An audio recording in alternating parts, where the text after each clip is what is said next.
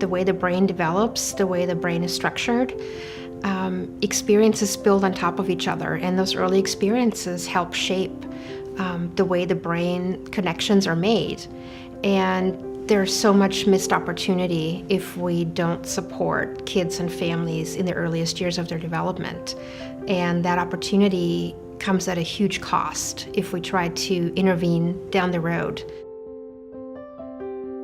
CSSP and EC-LINC and now NCIT have really helped us to focus our attention on the first 3 years of life, because that's where the research says we'll get the biggest bang for our buck if we really invest in those years. The birth to 3 community is often left out of the conversation, and so we really thought this was a great opportunity to try to find additional resources. Now that we know from science how quickly the child's brain is really developing, we know that what happens in those first 3 years really affects the child's well-being once they're ready, once they enter school, but also for the rest of their lives and the way that they raise their own families. And when we thought about literacy and language development actually peaking at 10 months old, based on the brain science, we knew that we needed to start as early as possible. We think about child development and school success as being embedded in family life. We completely understand that children don't exist apart from their relationships to family, so a healthy beginning in life, supportive family, all of that is intricately tied together. Parents are our most important partners. They are the child's first teachers,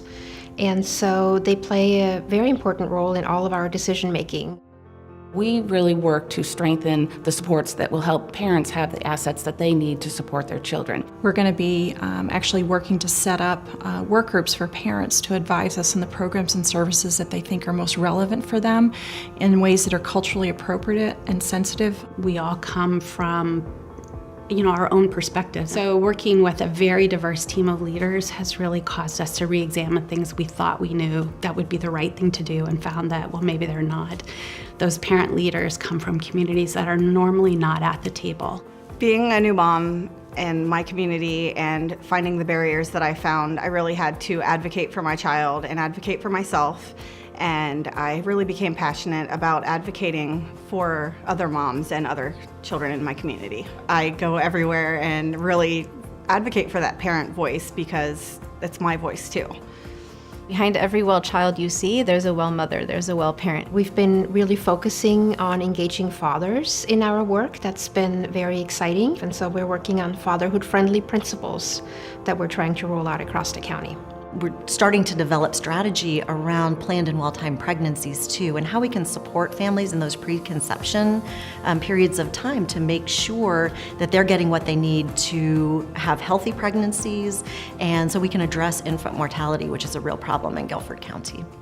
Currently in LA County, Black babies die at 3 times the rate of white babies, and it's been found across the board. So whether it's a mom who's struggling or dealing with living in poverty, to a mom who has a master's degree, those rates still exist. It does mean addressing systemic racism, which is a huge ask, but that is truly a dream that I'll continue to pursue and strive for, and appreciate having the support of First 5LA in achieving it, as well as Pritzker. We are really missing the boat in this country if we're not focusing on populations from prenatal to 3, because this is the time when we can have the greatest impact, and these simple interventions, if done well and implemented thoroughly, can make a difference. Success for us is making sure that there are dedicated, reliable, sustainable funding streams for early childhood, and that early childhood is recognized as one of the most important pieces to intervene in for young children to really see that return on investment. When you help the parent and the family, you help the child. We're bringing the prenatal to 3 population to the forefront of public conversations and really making sure this population gets the attention that they need. The true success of that work is when families get what they need, when they need it.